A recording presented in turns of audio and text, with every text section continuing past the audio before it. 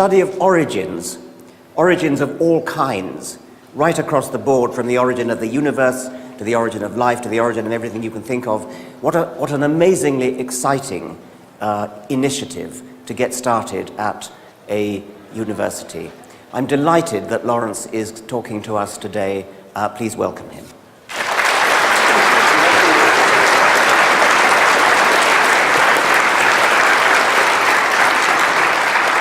Thank you. Can you hear me now? Can you hear me now? Okay, good. Thanks, Richard. Actually, let me just say that my friendship with Richard has been a unique one in many ways, but one that's caused me every time we're together to think about things slightly differently. I hope mutually, and a true pleasure and honor to be here. Richard asked me to talk about cosmology, and I originally I talked to Liz Cornwall, who was organizing this, and told her what I was going to talk about, and gave her several titles, and she thought they were too depressing, so she said, "Why don't you just make it We're All Fucked?" But I decided not to use that title.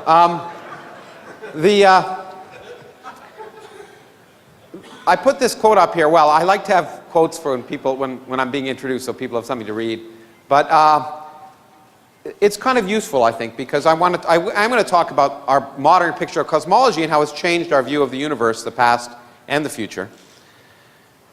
And in some sense, how that picture is clearly remarkable, and far more remarkable than the fairy tales that are made up in most religious situations. But the key point is mystery. That's one of the things that makes science so special, I think, is that scientists love mysteries. They love not knowing. That's a key part of science. The excitement of learning about the universe. And that, again, is so different than the sterile aspect of religion, where the excitement is apparently knowing everything, although clearly knowing nothing. Now, in any case, so that's one of the reasons why I put this quote up here. But I am going to talk to you about a mystery story. So now I live in Phoenix now, and people know what these are. I used to live in Cleveland, and then I had to tell people these were stars. And this is a picture of a globular cluster, and it's a beautiful thing on a nice clear night. But what I want to talk to you about is how our picture has changed of the universe so much that the really important stuff in the universe is not the stars and galaxies, but the stuff you can't see, the mysterious stuff that dominates nature. Okay, so it's a mystery story, so let's begin. It was a dark and stormy night, and Einstein had just developed his general theory of relativity in 1916, and an interesting time, because he had developed that theory, which was the first theory of not just how objects move through space, but how space itself could expand and contract and be dynamical. A remarkable theory that told us that space curves in the presence of matter. And it was beautiful, and he kind of knew it was correct. But at the time, it disagreed with observation, which used to bother physicists in the old days. And the observation was that the universe was static and eternal. That was the conventional wisdom in science at the time, that the universe had been around forever and would be around forever. And his theory didn't agree with that, because his theory of general relativity suffered from the same problems that Newtonian gravity suffers from. Gravity sucks. It always pulls, it never pushes. And if you put stars and galaxies out there, they will not just stay there. Gravity will produce a universal attraction that will pull them together. And so he tried to figure out what to do, and he was able to change his theory slightly, consistent with the mathematical symmetries that allowed him to develop it. So I want to just show you how he did this. So I have his equations, which is a good thing to do at 9:45 in the morning or whatever. But I do have them in a user-friendly fashion here. Okay. This is for the biologists. No, I'm just joking.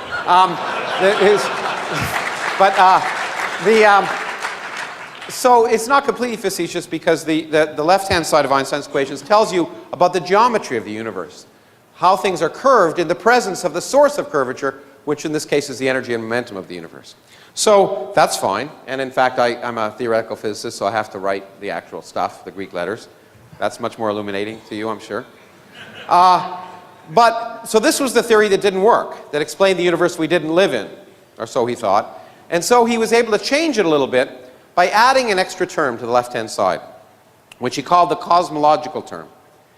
This term on the left-hand side would produce a small repulsive force throughout empty space, so small that it wouldn't affect the Newton's laws, which of course describe beautifully, or developed in fact to describe the motion of the planets around the sun, and you wouldn't want to destroy that. So small you'd never measure it in the solar system, but it could build up on the scale of galaxies and hold galaxies apart.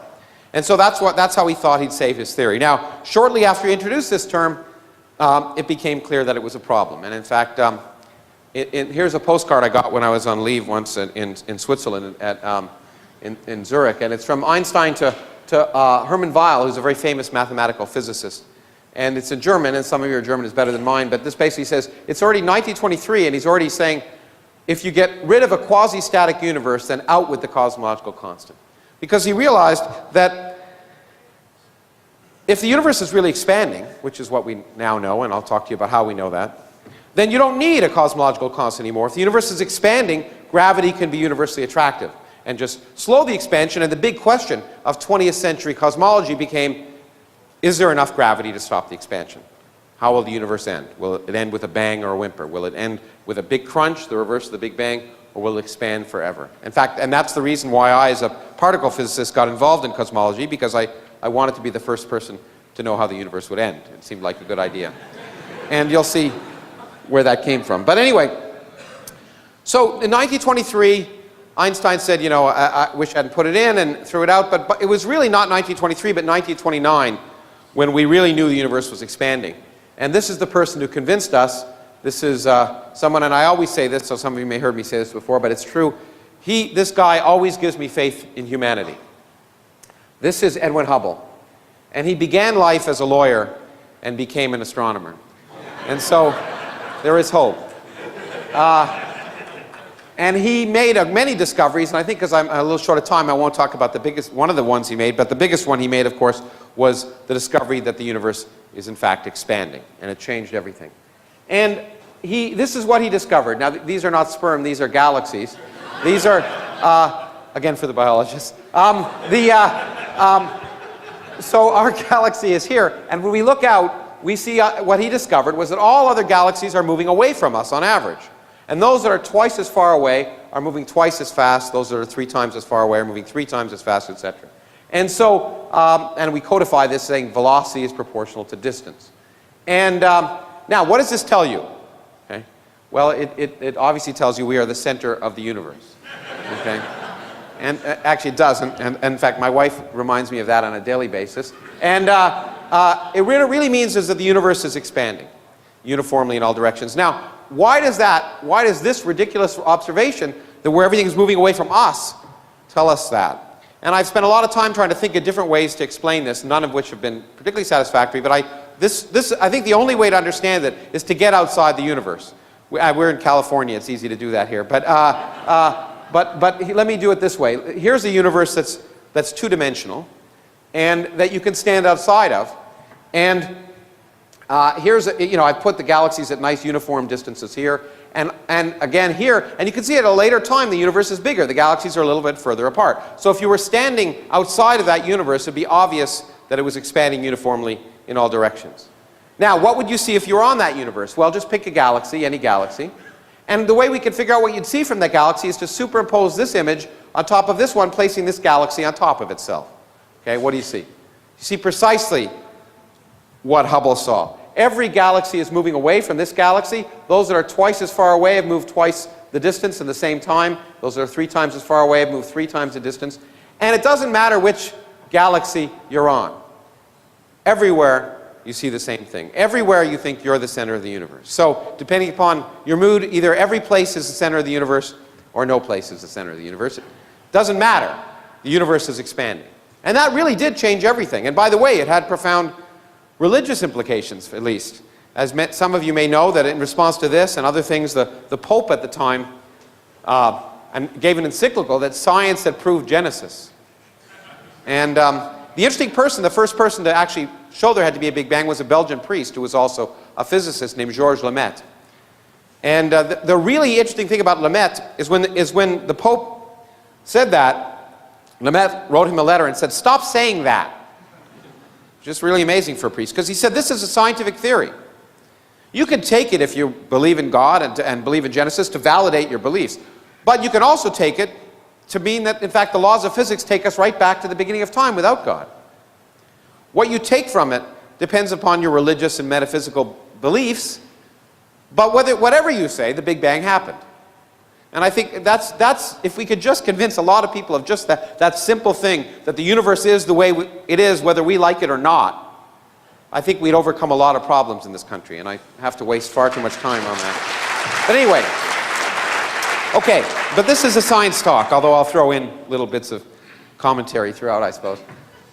How do we know the universe is expanding? It's such an important thing, I want to spend a few minutes on that. Well, we do, as these two guys on the plane out there near Arizona say to one another, I love hearing that lonesome wail of the train whistle as the magnitude of the frequency of the wave changes due to the Doppler effect. Now, what they're pointing out is that when a train comes towards you, the train whistle sounds higher. When a train moves away from you, the train whistle sounds lower. And that same principle was used by Hubble and others. The same is true for light for very different reasons. So when we look at distant galaxies, if they're moving away from us, the light, which is a wave, gets stretched out. The longer wavelength part of light, or the red end of the spectrum, so it's called redshifted. And galaxies are more and more redshifted the further and further they are away from us. So that's how we know their velocity. The velocity is easy. How do you know distance? That's really hard. The universe is a big place. And we don't have tape measures that are that big. We have to find a way of determining distance without actually going to a place, and that's hard. And in fact, one of the ways, well, of course, the way we do it is we use physics. We could determine the distance to the back of the room if I turned out all the lights and only one light was on and I knew it had a 100-watt light bulb by having an old-fashioned camera, which none of us have anymore, that had light meter on it. And if there were 100 watts there and I was receiving 1 watt of light here, I know how that light spreads out as 1 over the square of distance. And so I could determine by how much wattage I was receiving here, knowing the wattage of that light bulb, how far away it was. Okay? This undergraduate or high school physics exercise. The problem is the universe isn't full of 100-watt light bulbs. If it was, life would be easier. So we have to try and find the equivalent. We have to try and find what's called a standard candle.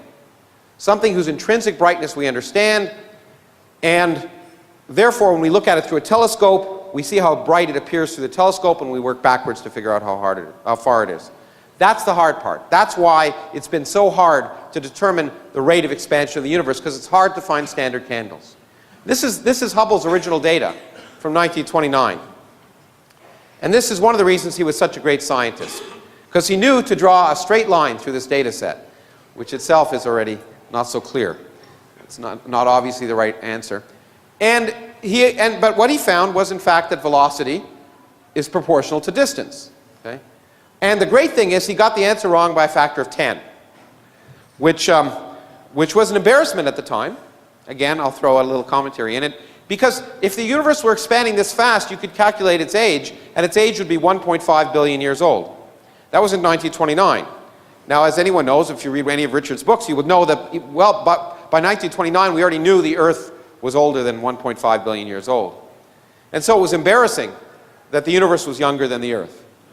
One of the many embarrassments in cosmology that's happened over the years. And in fact, taken by some people to once again argue that science didn't know what it was doing. But the problem was, of course, he wasn't a bad astronomer, a bad scientist. The problem was trying to measure distance, because he didn't have good standard candles. And that's, as I say, been the holy grail, if you wish, of cosmology over the last century. And we now have standard candles. Here's one. I wish there was better resolution on this projector. It's a beautiful picture from the Hubble Space Telescope of a distant galaxy, far, far away and long, long ago. And there's a whole galaxy. It's about 1 billion light years away. We're looking at it as it looked 1 billion years ago. So many of those stars no longer exist. And here's an object that's just as bright as the whole center of the galaxy. You'd think it's a star that's near in our galaxy that just got caught in the picture frame. It's not. It's a star on the edge of that galaxy that has exploded. And exploding stars shine with a brightness of 10 billion stars. They're the brightest fireworks in the universe, supernovae. And they're remarkable, and I keep having asides. Maybe I'll get to my point eventually. But this is something that I wrote a whole book about, and someone asked me yesterday why I wrote that book. Because it is the most poetic thing I know about the universe. Richard wrote a great book called, what's it called? Our Ancestors? What's it called? Ancestor's Tale, yes. I wanted to make sure I got that right. And I wrote a book that was a different ancestor's tale. It was called Adam. But the amazing thing is that every atom in your body came from a star that exploded. And the atoms in your left hand probably came from a different star than your right hand. It really is the most poetic thing I know about physics. You are all stardust. You couldn't be here if stars hadn't exploded, because the elements, the carbon, nitrogen, oxygen, iron, all the things that matter for evolution weren't created at the beginning of time. They're created in the nuclear furnaces of stars, and the only way they can get into your body is if the stars were kind enough to explode. So forget Jesus. The stars died so that you could be here today. Okay? And anyway, this is great. Anyway, so the point is, the real point of reason I showed this picture is that these objects, these exploding stars, are great standard candles. We can actually observe them amazingly, even though only one occurs every 100 years per galaxy.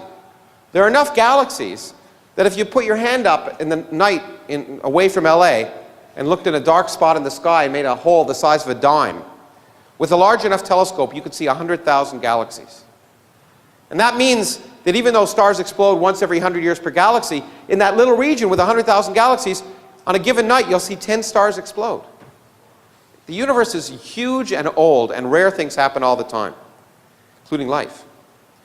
And so it's an amazing thing. And we can observe stars exploding, we can measure their brightness, we can measure their colors, and that has allowed us to produce a great standard candle. And after 75 years, we now can determine the expansion rate of the universe. This is a new Hubble diagram, much better than Hubble's. It was made after the discovery that on a log plot everything is a straight line.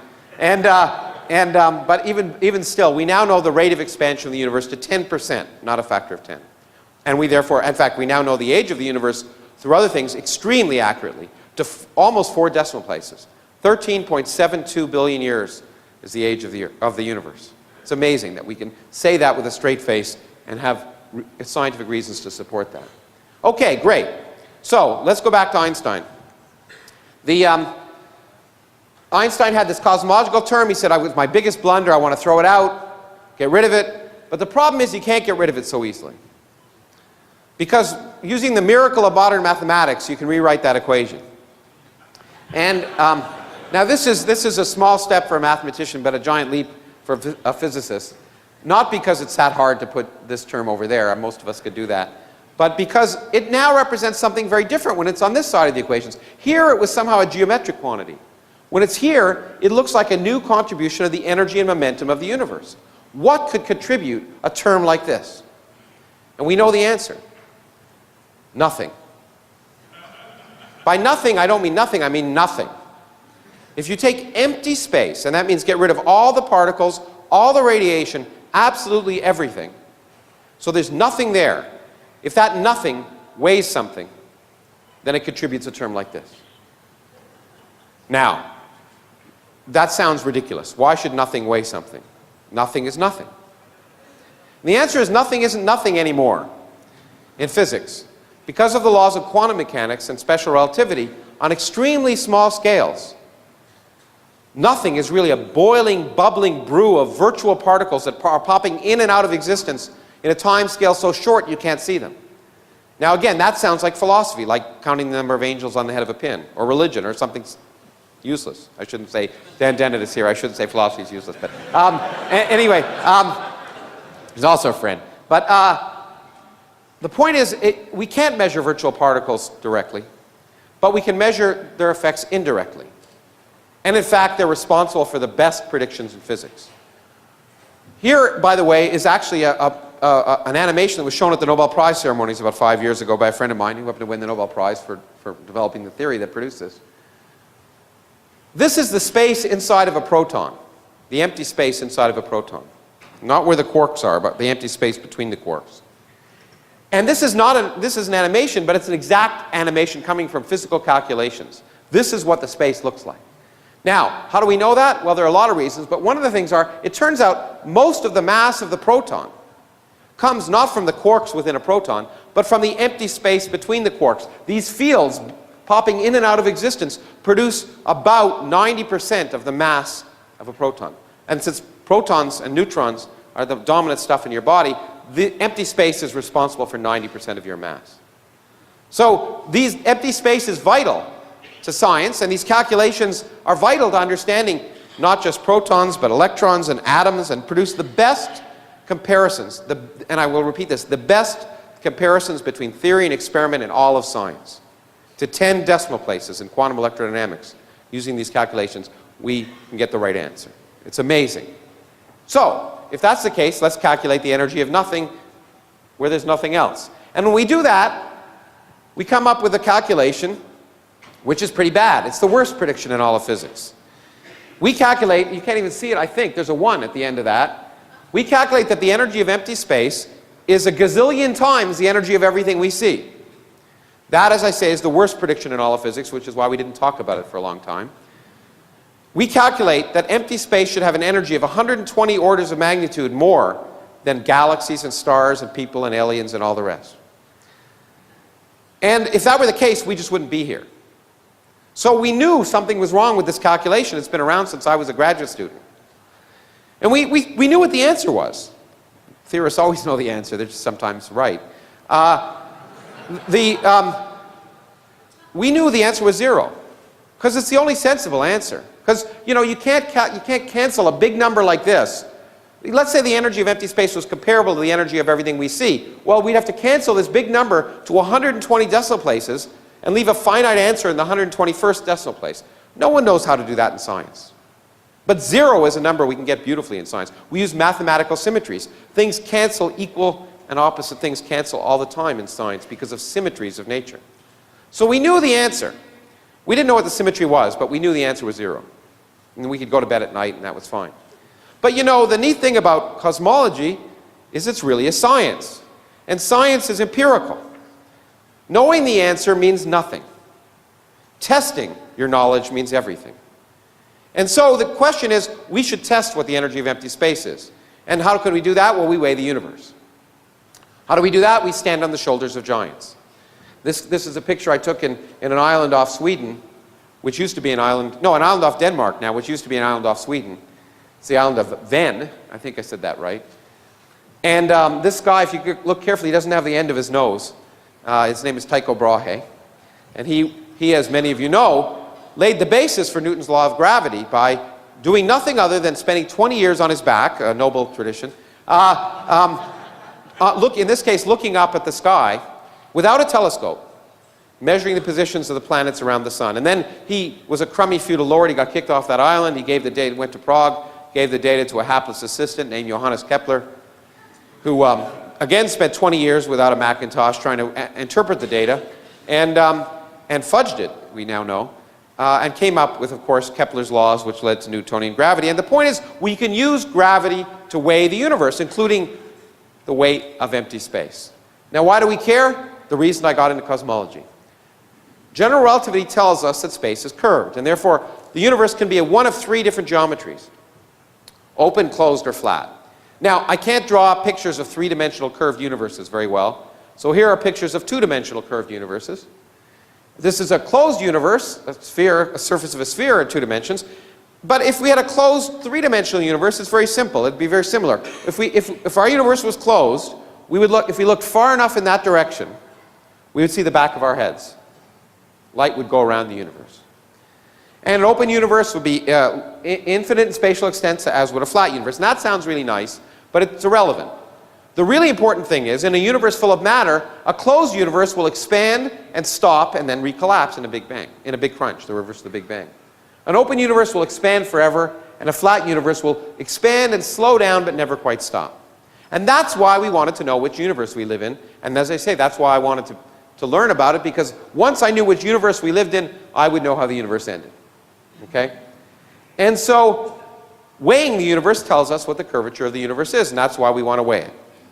So here I want to just show you in the next few minutes how, in fact, some of the most remarkable developments in cosmology, and then tell you how they completely changed our picture of the universe so that we understand that the universe we live in is the worst of all possible universes to live in. Okay, just so you know where we're heading. This is a cluster of galaxies. Each dot in this picture is a galaxy. Again, amazing to think about. Remarkable. Every one of these galaxies contains hundreds of billions of stars, and perhaps civilizations, some civilizations that are mired in religious gunk, other civilizations that have moved beyond, and other civilizations that are long dead, because this is about 3 billion light years away. 3 billion years ago is when that picture was taken, basically. Now, clusters of galaxies are the biggest bound objects in the universe, so if we could weigh them, we could weigh all the mass in the universe, and we can weigh them now. We can weigh them by using general relativity. Because in this picture is a remarkable phenomena that Einstein first predicted in 1937, though he said it would never be observed. He underestimated observers. If you look at this picture, you'll see these blue things, these weird blue things. That is a phenomenon that we now understand as gravitational lensing. Einstein told us that a mass will curve space around it. And he realized, therefore, if you had a big enough mass and you have a source of light behind that mass, the light can bend around that object and come back and be magnified, just like my glasses magnify things. Or, like a cut glass goblet, if you look through it, I'd see many images of this room. Mass can act like a lens and magnify things and split images, and that's precisely what we're seeing. All of these blue things are different images of a single galaxy located about 3 billion light years behind this cluster. Gravity is magnifying the image, distorting it, and bending it. Remarkable. Truly remarkable. But because we understand general relativity, we can work backwards and figure out how much mass must be in that system and where it is in order to produce that image. We can weigh the system using general relativity. And when we do that, here's an inversion by Tony Tyson, who's now up in Davis. This is the system, and the spikes are where this is where the mass is in this system. The spikes are where the galaxies are. But you notice most of the mass in this whole system of clusters of galaxies is not where the galaxies are. It's between the galaxies. It's where nothing is shining. About 50 times as much mass in this system, and in all systems we can measure, comes from stuff that doesn't shine. And physicists, with their linguistic perspicacity, have called it dark matter. And we now understand that 90% of the mass of galaxies and clusters, including our own Milky Way galaxy, is made of stuff that doesn't shine. And that isn't maybe that exciting, because there's lots of things that don't shine. You don't shine if I turn the lights out. Well, those of you from Los Alamos might, but the rest of you don't. But so it could be snowballs or planets or boring stuff, but it can't be. Because for reasons I don't have time to explain, we know how many protons and neutrons there are in the universe. We can actually measure that. And there aren't enough to make up all this dark matter. So we are pretty convinced that that dark matter is a new type of elementary particle. Something that doesn't normally exist on Earth. And the great thing about that is that means the dark matter isn't just out there, it's in this room. As you doze off, it's early in the morning during this lecture. It's going right through your body. And that means we can do experiments here on Earth to look for it, which is remarkable. And in fact, I'll show you an experiment in a second. But by measuring the mass of these systems and this dark matter, taking normal matter plus dark matter and weighing it, we now have determined how much stuff there is in the universe. When physicists have an important number, they give it a Greek letter all the time. So we call it omega. Omega is the ratio of the total amount of stuff we know is in the universe divided by the amount of stuff you need to make a flat universe, the boundary between an open and closed universe. If it's less than 1, the universe is open. If it's greater than 1, the universe is closed. And we have now measured unambiguously that there's only 30% of the amount of material in the universe, including dark matter, to make the universe flat. Okay, we'll come back to that in a second, but I just want to show you that we actually do things in physics. This is an experiment to look for dark matter. It's a boule of germanium. And there are experiments like this all around the world, in mines, deep underground, because you want to shield out cosmic rays, because there are lots of them going through your body right now. You want to only see the dark matter, and the dark matter particles on average will go right through the Earth, we think, because they don't interact strongly. And most of the time right through this detector, but every now and then one of them will bounce off an atom, the nucleus of an atom of germanium. Heating, and the first thing we do is we cool this thing down to 1/1000th of a degree above absolute zero, which can easily be done nowadays. And if one of these dark matter particles bounces off a nucleus of an atom, it'll heat the whole thing up by 1/1000th of a degree. And we can measure that. And there are experiments here in South Dakota and in Europe, all over the world, looking for dark matter. We haven't found it yet. The other exciting possibility, which I should really indicate, which is one of the reasons people are very excited this year, is we may not have to wait for the universe to give us dark matter. The Large Hadron Collider, which is turning on this next month in Geneva, before it creates a black hole that will kill us all, is, we think, actually might, by recreating the early conditions of the early universe, create the very particles which were last created at the beginning of time. So we may first see the dark matter by creating it in Geneva. It's a race.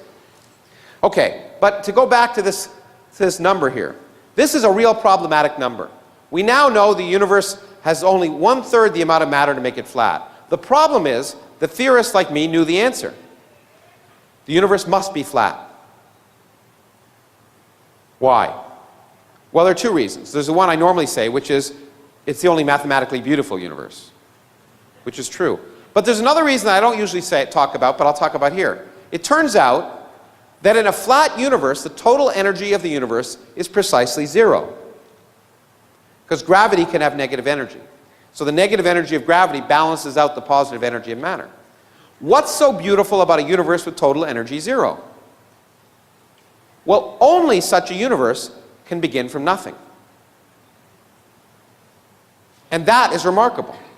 Because the laws of physics allow a universe to begin from nothing. You don't need a deity. You have nothing, 0 total energy, and quantum fluctuations can produce a universe. So if the universe isn't flat, we're worried, because then you've got energy at the bigger beginning of time. So that was another reason that people like me were pretty sure the universe was flat. But the damn observers came up with the wrong number. Well, this is a really crummy way to measure the curvature of the universe. Why don't we measure it using geometry directly? So we can measure the curvature of the universe. And to do that, I want to ask you, how would you measure the curvature of the Earth if you couldn't go outside the Earth and see it from a satellite, or you couldn't go around it? Very simple. You draw a triangle, and you ask a European high school student, what's the sum of the angles in a triangle? And they'll tell you 180 degrees, but you say, that's fine, you learned your geometry from Euclid. But on a curved surface, it's very different. On the surface of the Earth, I can draw a triangle that's very different. I can go along the equator, I can make a right angle, go up to the North Pole, make another right angle, and come back to the equator, and I have a triangle with 3 right angles. 3 times 90 is 270. So if I made a big enough triangle on the surface of the Earth, I could measure the curvature of the Earth. I wouldn't have to go around it. Now it turns out, even though this is a 2-dimensional picture, the same is true for a 3-dimensional curved universe. If I had a big enough triangle, and I measured the angles in a triangle, I could measure the curvature of space. And we've been able, in the last decade, to find a big enough triangle. And I want to spend 5 minutes telling you about that. Because it's the most important, probably, observation in all of cosmology. The observation of the cosmic microwave background radiation, the afterglow of the Big Bang. One of the many reasons we know the Big Bang actually happened. What do? When we look out at space, we look at galaxies that were, say, 1 billion light years away, and they're 1 billion years ago. But if we know that the universe is 14 or 13.72 billion years old, if we look far enough, we should see the Big Bang, right? Well, we can't see all the way to the Big Bang, because between us and the Big Bang, there's a wall. So like this wall here. Not really hard like that, but the fact the wall is opaque means I can't see past it. If I go looking back in the universe, it was getting hotter and hotter and hotter, and at a time when it was 100,000 years old, the temperature of the universe was 3,000 degrees. Slightly warmer than Phoenix this week. And at that temperature, the radiation is hot enough to break apart atoms, hydrogen in particular, and break it apart so the protons and electrons are separated. You have a charged plasma, and a plasma is opaque to radiation. So we can't see back past this time, simply because the universe is opaque. But that's okay.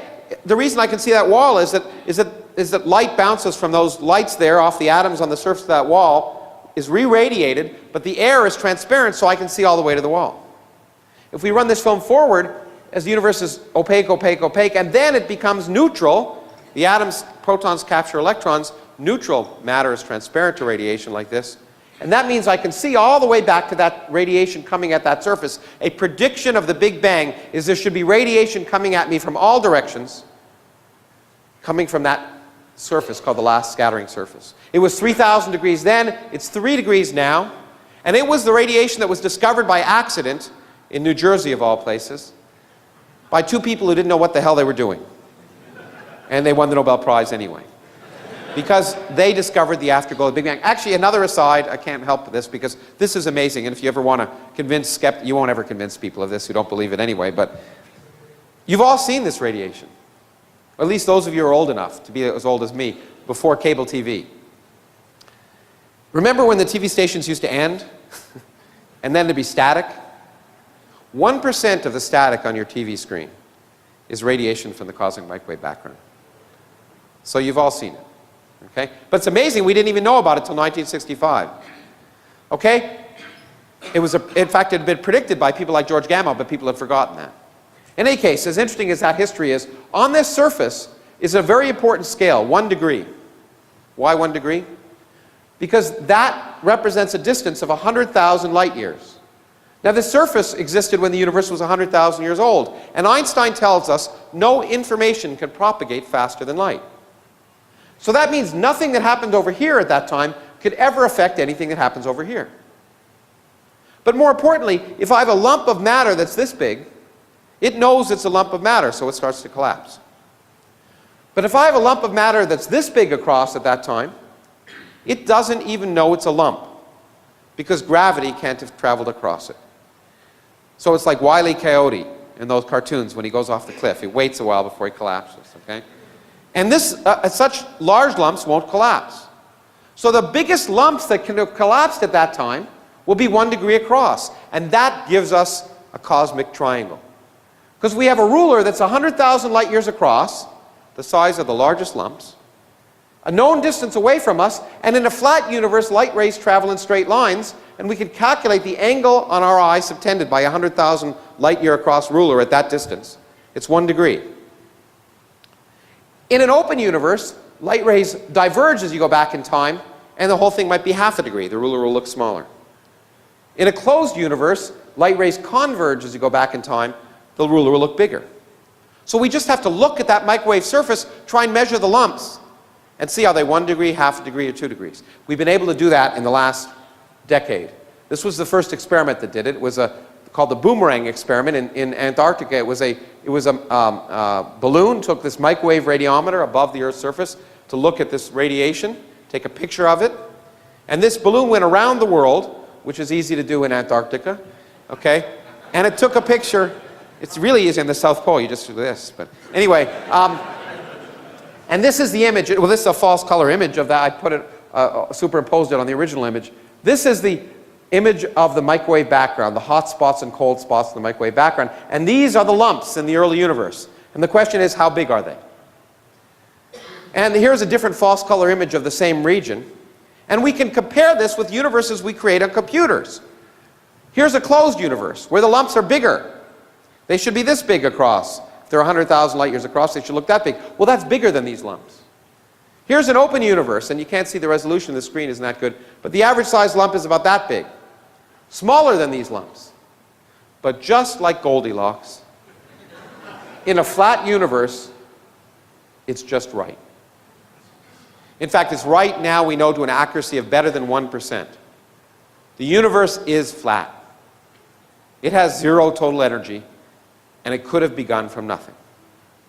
And I've written a piece, although of course I got a lot of hate mail, saying that in my mind this answers this crazy question that religious people always keep throwing out, which is, why is there something rather than nothing?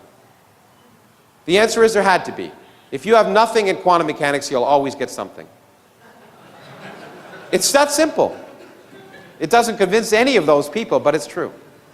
Now, great, we know the universe is flat. But if you've been awake, you realize, 10 minutes ago I proved the universe was open. There's only 30% of the stuff in the universe needed to make it flat. Where's that other 70%? Well, if you put energy in empty space, so empty space weighed something, you wouldn't see it. It's the empty space between the galaxies. You're far away from the galaxies, you wouldn't see it. But what would that empty space do if you put energy in it? Well, it produces a cosmological constant. That would cause the expansion of the universe not to slow down over time, as any sensible universe should do, but to speed up over time. In 1998, people measuring these supernovae at large distances to measure the Hubble diagram tried to see what was happening at large distances to see if the universe was slowing. Well, they all knew the universe was slowing down. They wanted to measure how much. This doesn't look like much, but it was a revolution in cosmology. I can draw a straight line through that data set there and bring the whole thing down and make it horizontal. And if the universe was slowing down, these distant supernovae should have followed this curve. Much to the surprise of the observers, the supernovae lay above the straight line. And the only way to explain this, well, there's two ways. Either the data is wrong, which it usually is, or the universe is accelerating, speeding up. And if just for fun one believed it was speeding up and asked how much energy would you have to put in empty space to make it speed up by the amount we measure it, it's exactly the amount we are missing. Everything holds together. Our new picture of cosmology is that we live in a universe dominated by nothing. The largest energy in the universe, 70% of the energy in the universe, resides in empty space. And we don't have the slightest idea why it's there. Now, that's what I just said. Let me also put an aside before I get on to the rest in the last 5 minutes of the talk. This completes, in some sense, the ultimate Copernican principle. Copernicus told us we didn't live in any place special. We now know two things. Well, one thing. I'll tell you the second one in a second. This tells us that we are more insignificant than we ever imagined. If you take the universe, everything we see, stars and galaxies and clusters, everything we see, if you get rid of it, the universe is essentially the same. We constitute a 1% bit of pollution in a universe that's 30% dark matter and 70% dark energy. We are completely irrelevant. Why such a universe in which we're so irrelevant would be made for us is beyond me. Okay, good. Now I wanted a little bit of applause. Now we can go back to the science. What I really want to spend in the last few minutes is telling you is how it's changed our picture of the future. In science and the picture of the universe. It has changed our picture of the future completely. And I'm going to rush through this, so let me give you the short answer first. Kurt Vonnegut is claimed as having said this at a private girls' school when he gave a commencement address. I've given 2 commencement addresses, and I've never had the guts to say it, but I'd love to. He said, things are going to get unimaginably worse, and they're never, ever going to get better again. This was before the Bush administration, too, in fact. But that's our understanding of the universe. I want to tell you about it briefly. I want to tell you about a few things that you'll hear about, and some of the things that creationists and intelligent design people promote as arguing somehow that there's design in the universe. This is one of them, and I want to explain to you why it has nothing to do with design. It is weird and strange that we live in a universe that looks like we do, because this is a brief history of time. This is the density of matter as the universe expands. It goes down as 1 over the volume. But it turns out the energy density of empty space remains constant as the universe expands. And we live today, right here, when the energy density of empty space is 3 times bigger than the energy density of matter. But when you look at this has driven physicists crazy. Because this is the only time in the history of the universe when these two numbers are about the same. At all earlier times, the density of matter was much greater. At all later times, the density of empty space will be much greater. Why do we live at this special time in the history of the universe? Well, one of the answers that's been given is that these things exist, galaxies. Why? Well, let's go back to this picture, and let's pretend the energy of empty space were 50 times bigger. Then these two curves would cross, not now, but then. Well, when is then in this case? Then is the time when galaxies first formed. But if the energy of empty space was bigger than the energy density of matter when galaxies first formed, then their repulsive force would be greater than the attractive force. Galaxies would never have formed. Well, if galaxies never formed, then maybe this is telling us something. And this has produced something that I call anthropic mania. If there are many different universes, physicists have argued, and the energy of empty space can vary in each one, then only in those in which it's not much greater than what we measure today will galaxies form. Okay? But then, only then will stars and planets form, and only then will astronomers form. So the universe is the way it is because astronomers are here to measure it. Now, it not only sounds ridiculous, but it also sounds religious. And some people have said the universe is fine-tuned. If it were any different, then we wouldn't be here. God clearly created the universe to be for us. Now, that's nonsense. And it's nonsense for the same reason that you learn so beautifully in Richard's books. Why can bees tell the colors of flowers so they can find them? Not because God intended them to do it, but if they couldn't find the flowers, they wouldn't get the stuff they needed to eat, and they wouldn't be around. It's natural selection. And what this is really telling us is kind of a cosmic natural selection. Because all it's saying, if it's true, is that it's not too surprising that we find ourselves living in a universe that allows life. Because in the universes that don't allow life, we wouldn't be here. It's just that simple. So if you wish, it's a kind of cosmic evolution. Or cosmic natural selection is a better way of thinking about it. Now, as pretty as that is, I think it's wrong. It's ugly. And it goes against everything I know about science. Science has told us the last 400 years why the universe must be the way it is, not why it has to be something different. In fact, Einstein once asked a question. He said it the wrong way. Put it here because, I wanted to quote him. He said, what really interests me is whether God, and by God he didn't mean God, had any choice in the creation of the universe. What he really meant is, are the laws of physics fixed so that if you changed one parameter, you couldn't have a universe? Or can you have infinite numbers of different laws of physics that all work, and it just happens to be the way it is? If this anthropic picture is right, then physics is really an environmental science. There's no fundamental laws necessarily. We're just here by an accident. And the laws of physics are the way they are, not because there's some beautiful mathematical theory that tells us they have to be, just because if they were different, we wouldn't be here. Now that I find repugnant, although it may be true. And I was going to spend time telling you about that, but I'm really behind, so maybe I shouldn't. Let me just say that there is a theory that suggests, in such a picture, if there are an infinite number of universes, then you don't need a theory of everything. Forget what I wrote there. You need a theory of anything. You just need an infinite number of universes and some theory that tells you anything can happen. We have such a theory, and I did want to spend 1 minute telling you about it. It's called string theory. Here's the brief summary of it. One person said to another, I just had an awesome idea. Suppose all matter and energy is made of tiny vibrating strings. The second guy says, okay, what would that imply? And the first guy says, I don't know.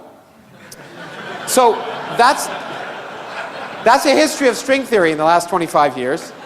And the point is, it is fascinating for many people, but one of the things it might predict is that anything is possible. And if anything is possible, it's not clear you have a scientific theory at all. But now, I'm going to skip forward. In the last minute, I had a good joke about George Bush, but I won't give it. And I'm going to skip this. I'm going to skip this. Forgive me, it's really interesting, but I want to get to the very end, which will really tell you about how miserable our future really is. And it should give us a kind of cosmic humility, which is the other thing that should be characteristic of science.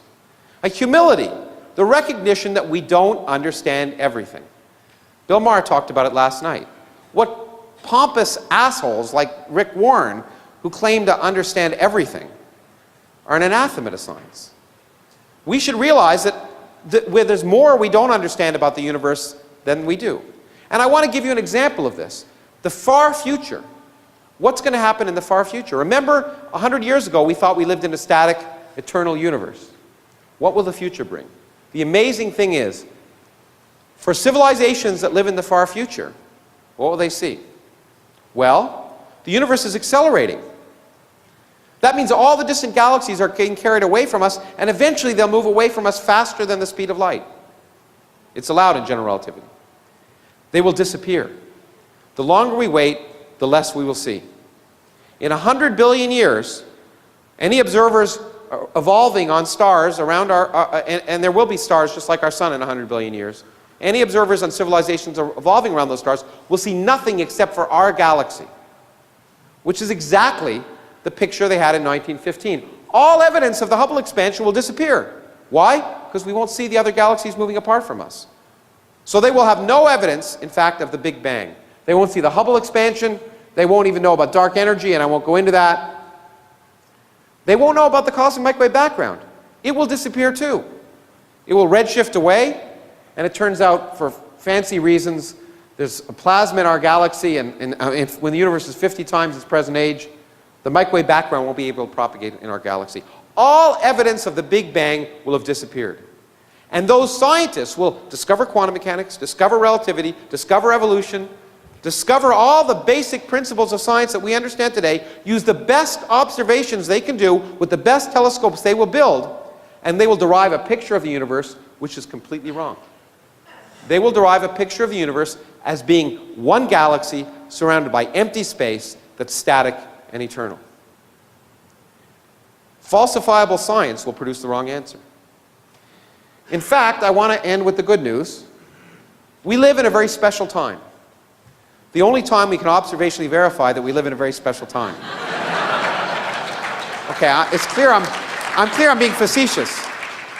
What it really should tell us is we've discovered this crazy picture of the universe that we don't understand at all. It all holds together, but maybe if we had evolved 5 billion years earlier, there would have been observables we could have seen that would have changed that picture. Maybe 5 billion years in the future, it'll be different. The universe remains mysterious, and that is great. But I do want to say, in the far future, this is the picture. We will be lonely and ignorant, but dominant. And those of us who live in the United States are used to that. Let me end. Okay, that's the end. Thank you.